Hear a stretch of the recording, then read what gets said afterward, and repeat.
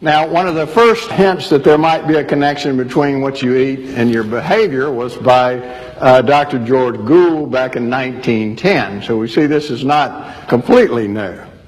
And then we see in 1935 it was found that hypoglycemia, low blood sugar, could mimic many of the serious neurological and psychological conditions like anxiety, neurosis, hysteria, neurasthenia, and even psychosis could be imitated by people becoming hypoglycemic.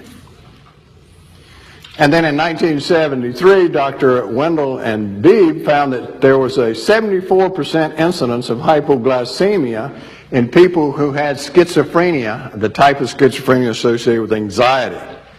In other words, a very hyperactive schizophrenic. Almost three-quarters of them were hypoglycemic. And we'll see what that does. And we're seeing a strong connection between sugar metabolism, carbohydrate metabolism in the brain, and various psychological conditions. For instance, they found 60% of the members of families that have hyperactive children either have diabetes, obesity, alcoholism, all three, which are all sugar consumption problems. So there's a very strong correlation there in hyperactivity in children.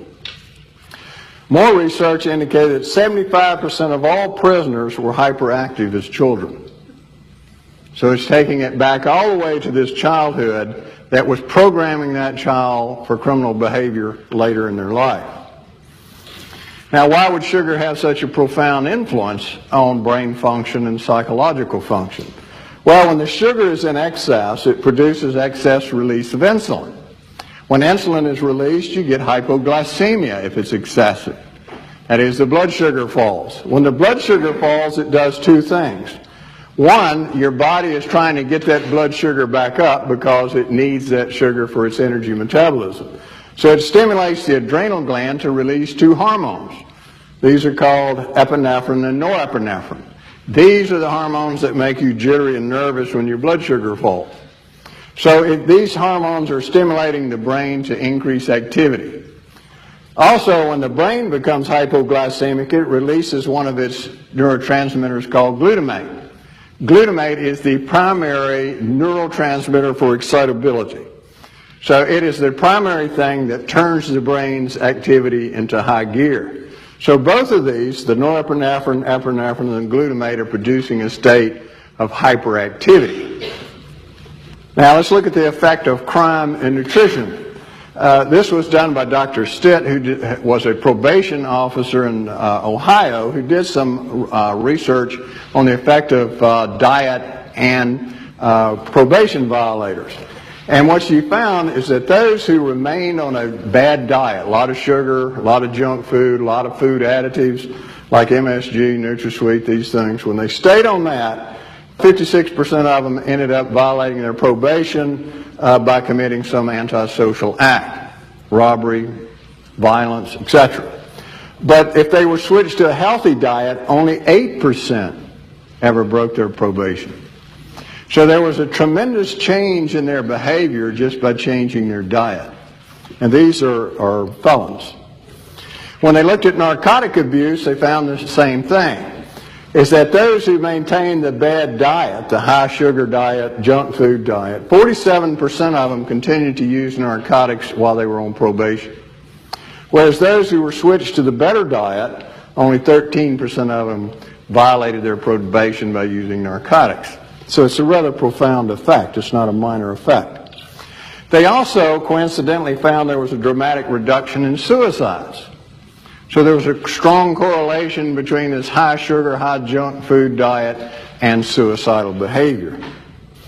Now, the Alabama prison system also did a similar study.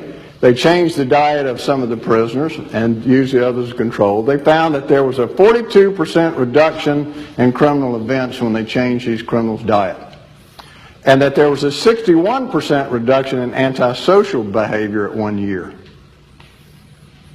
Another example of the profound effect of diet. Now, just to give you a personal case, this is Raymond.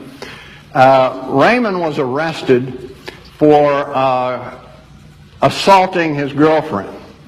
He actually tried to kill her. They were just arguing over something that was consequences, just silly.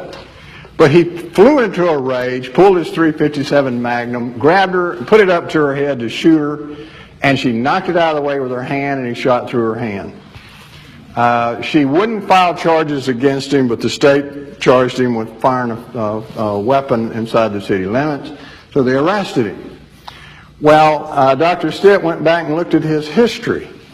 And what she found out is that age 4, his mother said he had these weak spells when he was playing. And he gets so weak he couldn't hardly play any longer. She'd give him a little sugar, and then he would get back into his full activity and be fine until his blood sugar fell again, and it kept repeating. At age 13, she noticed there was radical mood swings and that his grades were beginning to fail. And he would have violent outbursts. This was coincident with his falling blood sugar. And at age 23, he attempts murder on his girlfriend. So she took him while he was on parole and put him on a special diet.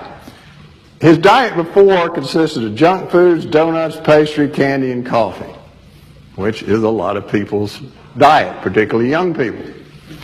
And what they found is when they took him off all of this and put him on healthy food, he never broke his parole again, and he didn't commit any more violent acts. He was a changed person. And everybody remarked how they just couldn't believe it was the same person. Study a prison system in 5 different states, and they looked at adult felons, and they looked for deficiencies in a lot of different nutrients, but mainly magnesium, zinc, folate, and vitamin B6. What they found in all 5 states was that violent offenders had the most deficiencies of all the prisoners. The more violent, the more deficiencies. So it's not just hypoglycemia. Oklahoma Children's Center did a similar study, and they found there was a 43% reduction in serious crime when they changed the diet. They got rid of the high-fat, high-sugar diet and junk food that these childhood offenders were on. When they wanted to objectify it and say, well, is there any objective evidence of change in brain function, they look at EEG function in felons. These are serious criminals, and what they found is that there were about 14 different abnormalities in their EEG. When they switched their diet, it went from 14 to 2 abnormalities. So the EEG improved considerably, and one child went from 6 to 0 abnormalities with giving a simple vitamin. And they found that even marginal deficiencies in nutrition could cause criminal behavior to surface in these susceptible individuals, which are pretty high numbers.